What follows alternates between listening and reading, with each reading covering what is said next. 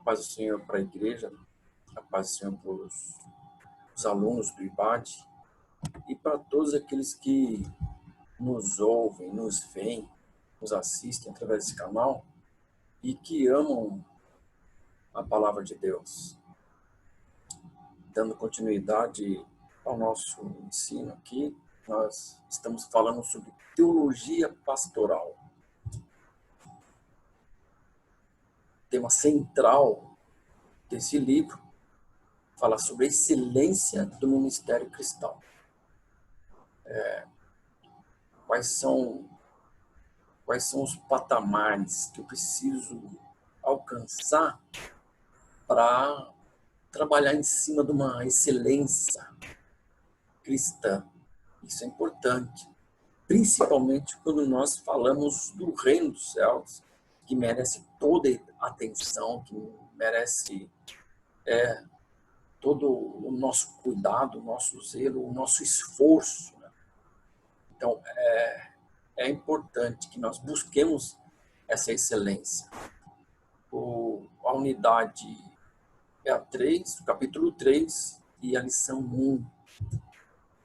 Na aula passada, nós falamos do capítulo 2, falamos sobre a parte administrativa, a importância das legislações, a importância da mesa diretora para desempenhar bem o papel organizacional.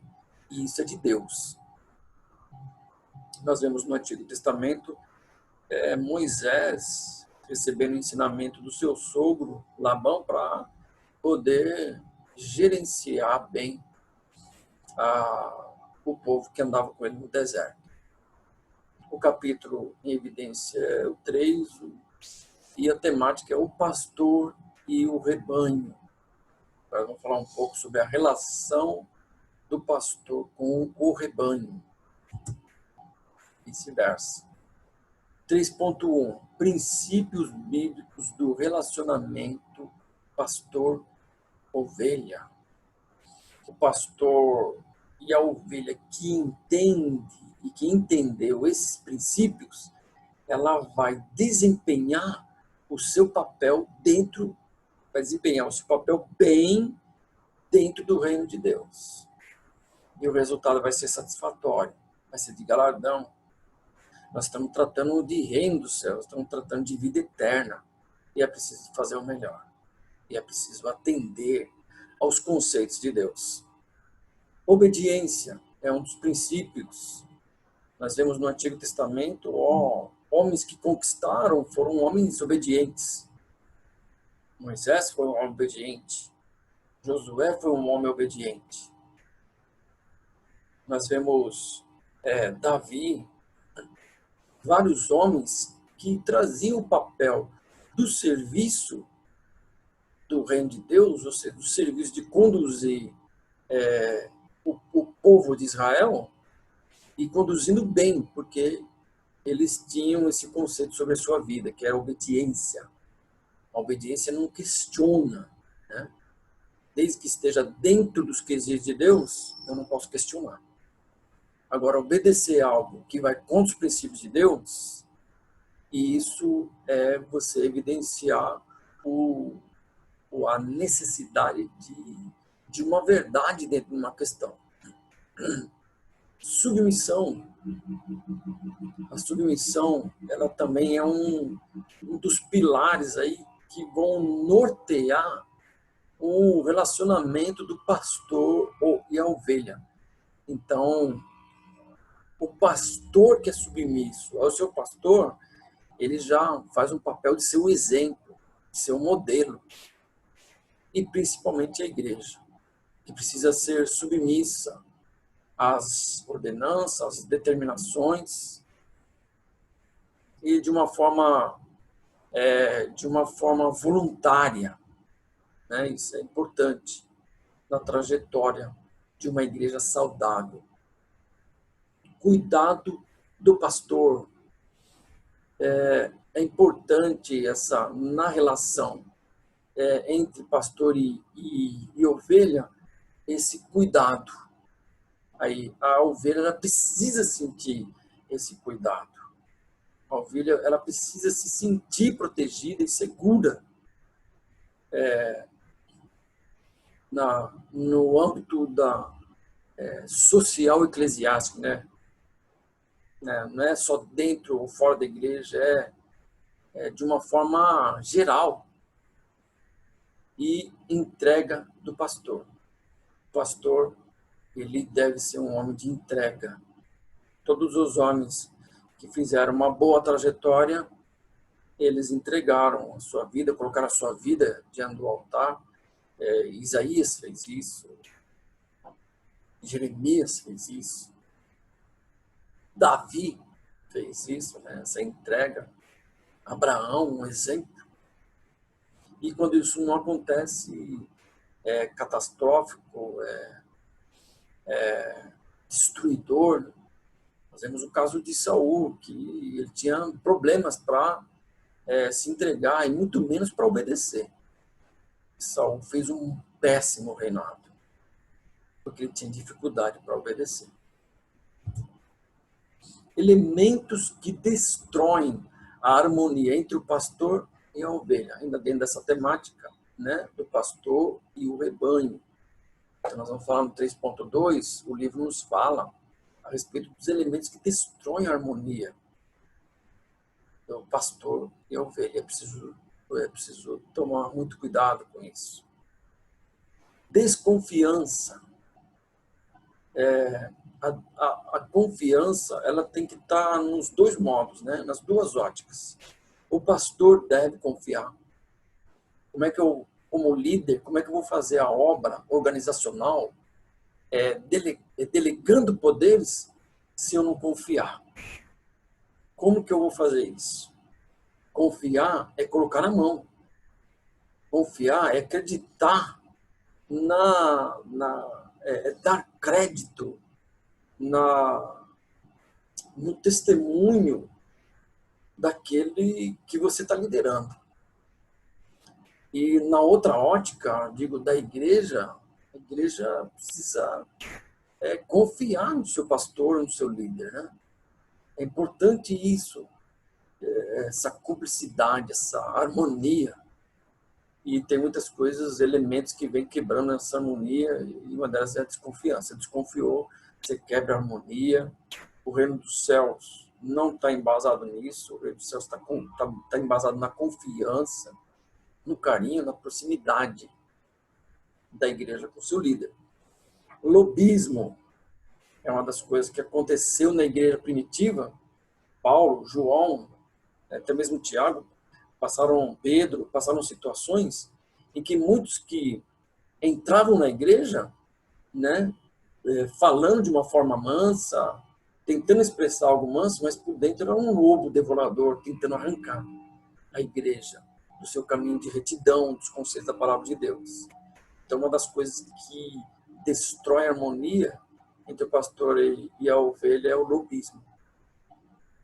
Hipocrisia mútua. Não deve haver hipocrisia. Jesus, ele tratou na sua trajetória com muitas pessoas, com toda a qualidade de pessoas dentro de uma sociedade, né?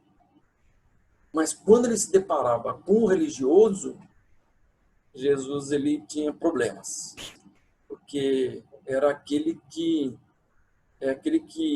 falava aquilo que não fazia, né? E aí é problemático isso. E isso é nos dois âmbitos, dos dois lados, né? O líder não pode ser hipócrita. Mas também a igreja não pode ser hipócrita. Indiferença. Existe o Espírito Santo de Deus, ele é muito sensível. O Espírito Santo de Deus, ele sente, né? Ele sente quando há uma indiferença numa relação pastor-ovelha. E muitos acham que está tudo bem. Muitos até tomam santa ceia, às vezes, numa vida de indiferença. E isso é muito agravante diante de Deus, porque o Espírito Santo de Deus é sensível. E ele reprova, com certeza, essa indiferença, tanto da vida, da relação do pastor com a igreja, tanto na relação da igreja com o pastor. Né? Então é preciso haver essa transparência, essa sinceridade, né? Com graça, com alegria, com segurança. Raiz de amargura. Muitos trazem para a igreja uma raiz de amargura e quando chegam dentro da igreja não querem soltar, não querem libertar, querem viver nos seus conceitos sem dar abertura para a orientação de uma liderança. E isso também, quando acontece com o líder, é agravante, porque ele vai abalar toda uma estrutura, ele vai abalar toda uma organização. Né? A igreja, trazendo sobre si a raiz da amargura, ela traz perturbação. Agora, principalmente o líder. Né? Quando ele traz sobre si a raiz de amargura, ele vai usar dos seus conceitos e dos seus princípios e vai deixar a palavra de Deus. Ele vai usar os seus argumentos, vai usar o púlpito como lugar de desabafo. E isso pode trazer uma grande sequela sobre a vida da igreja, sobre o corpo de Cristo, que é a igreja. 3.3, aconselhamento pastoral. A igreja, ela precisa se sentir confortável quando se fala de aconselhamento. Muitas vezes, a igreja, por não se sentir confiante no seu líder, ela vai buscar pessoas paralelas, pessoas que estão próximas. E às vezes eu falo dentro de um quadro de obreiros mesmo. Às vezes as pessoas não buscam o líder, o pastor, mas eles buscam o obreiro, porque às vezes vê confiança no obreiro, mais no obreiro do que no pastor. E isso está errado, isso não pode acontecer. E o pastor, sem visão, acaba imprimindo sobre a igreja algo negativo, né? Algo taxativo, trazendo cobranças, mas quando no fim mesmo ele não está fazendo o seu papel, né, de conselheiro. Para ser conselheiro, você precisa conquistar. Para ser conselheiro, você precisa se aproximar. Ninguém vai ouvir o conselho de ninguém se não se sentir seguro.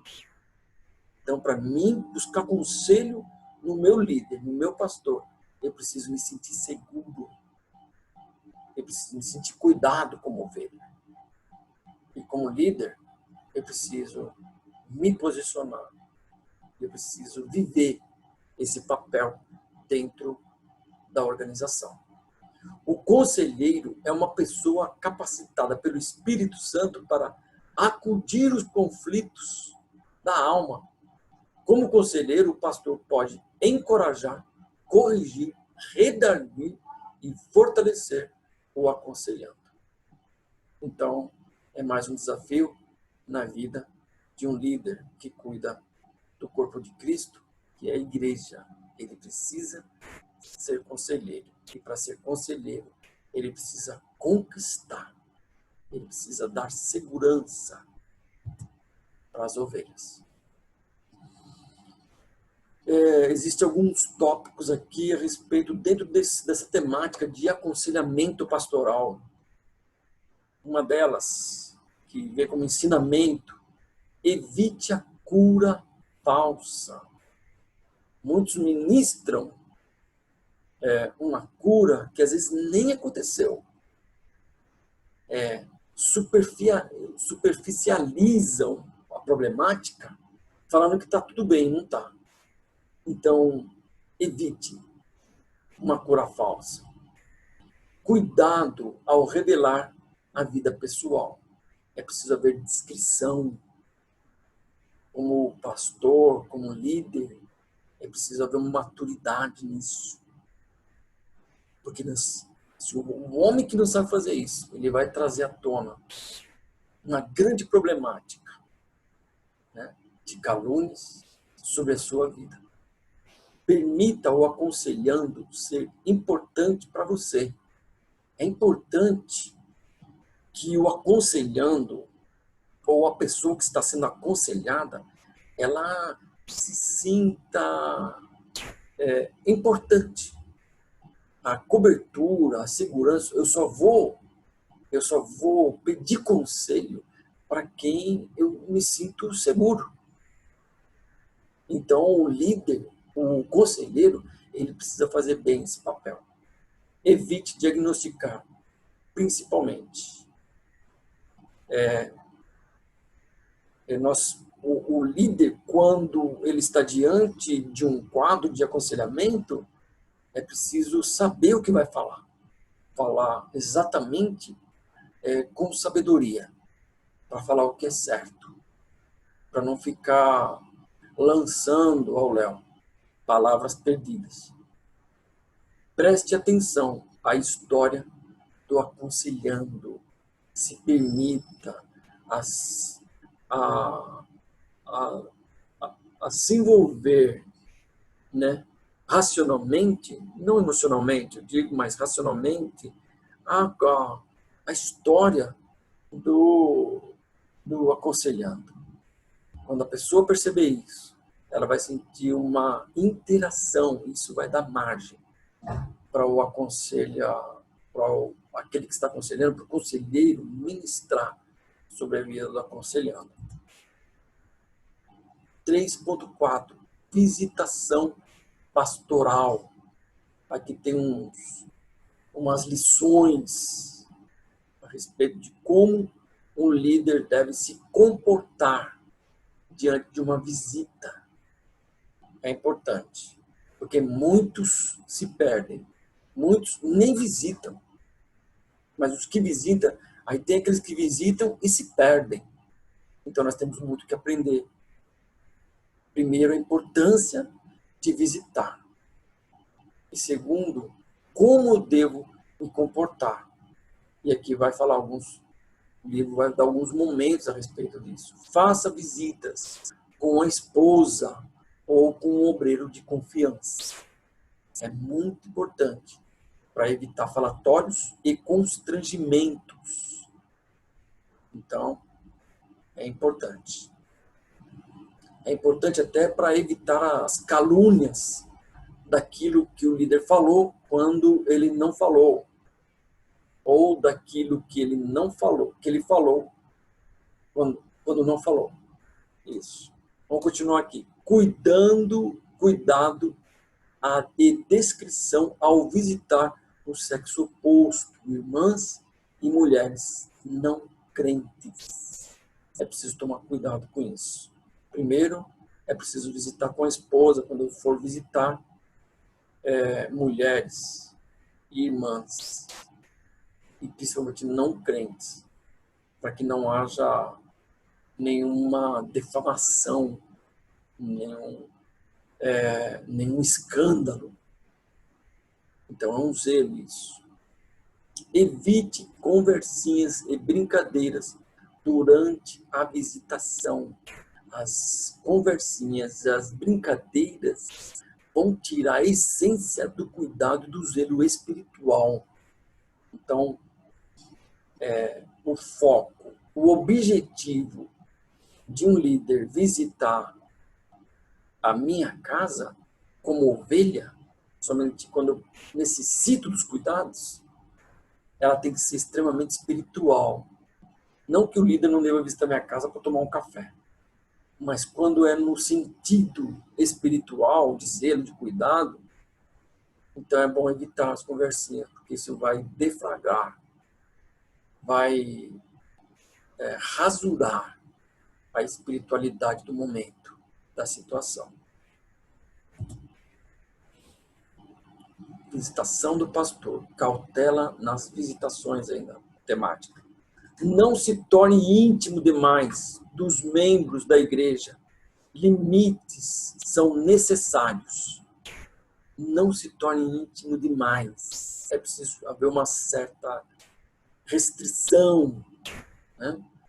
No caminhar nós vamos aprendendo a como avaliar quem está mais próximo e quem não. E cada um é um tipo, é uma forma. Conduza a conversa com sabedoria seriedade. Isso é a postura, né, de uma visita bem-sucedida, uma visita espiritual. Não que o homem não deva rir, não que o homem não deva expressar, mas é preciso ser moderado. Procure ministrar a bênção da palavra de Deus aos visitados. Esse ponto é importante.